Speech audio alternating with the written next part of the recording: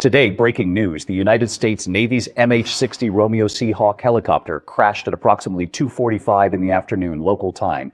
The United States Pacific Fleet said in a statement, all personnel involved are safe and in stable condition. Both incidents are currently under investigation. And today marks the 26th day of the government shutdown. The Department of Agriculture has posted a notice on its website warning that benefits under the Supplemental Nutrition Assistance Program, SNAP, will not be issued on November 1st. The notice said, quote, the bottom line is the well has run dry, end quote. The statement also blamed Democrats for the second longest shutdown in American history, saying they can, quote, continue to fund health care and gender transition procedures for illegal aliens or reopen the government so that mothers, infants, and the most vulnerable among us can receive critical nutrition assistance, end quote.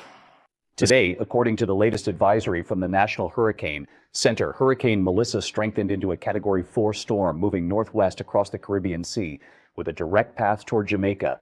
If Melissa maintains its current strength, it could become the most powerful hurricane to strike the island since the NHC began keeping records.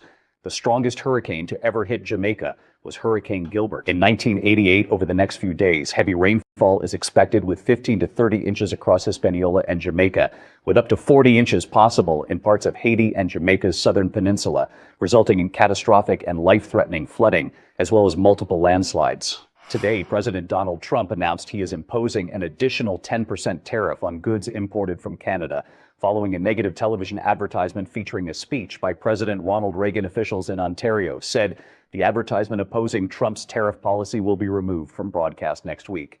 However, Trump said in a social media post that since the ad aired Friday night during Game 1 of the World Series, he is raising tariffs on Canadian goods. Police responded to reports of a shooting incident in Lincoln.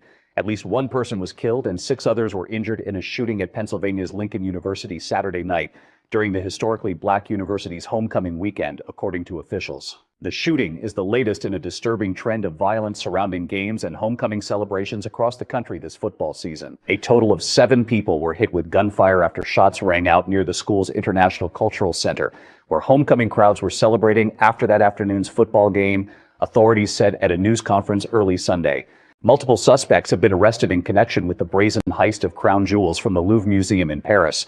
A week after thieves stole millions of dollars worth of historic jewelry, the Paris prosecutor's office said. The NFL is investigating the day-after change to Baltimore Ravens quarterback Lamar Jackson's practice participation status. The Ravens could be disciplined after announcing Jackson was a full participant in Friday's practice, then changing that on Saturday to indicate he was limited. Ravens coach John Harbaugh declared after his team's 30-16 win over the Chicago Bears on Sunday that there was no wrongdoing. It really is an honest mistake, Harbaugh said. I can tell you this, nobody's trying to hide anything. There's no advantage to be gained with that. Flights departing for Los Angeles International Airport were halted briefly due to a staffing shortage at a Southern California air traffic facility, the Federal Aviation Administration said Sunday, when the agency also reported staffing-related delays in Chicago, Washington, and Newark, New Jersey. The FAA issued a temporary ground stop at one of the world's busiest airports soon after U.S. Transportation Secretary Sean Duffy predicted that travelers would see more flights delayed and canceled in the coming days as the nation's air traffic controllers work without pay during the federal government shutdown.